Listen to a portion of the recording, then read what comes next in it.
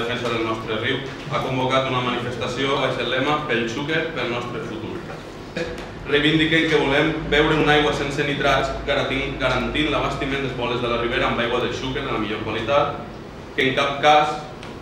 el transvasament xúquer-Vinalopó es destina a l'especulació urbanística i que es dedique a usos agrícoles i recuperació dels aqüífers sobreexplotats que existeixen avui en dia, que s'acabi amb la sobreexplotació de l'aqüífer de la Manxa Oriental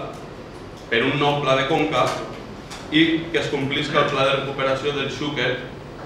aprovat el 2008 i en defensa dels regadius tradicionals i d'una agricultura sostenible a la nostra comarca.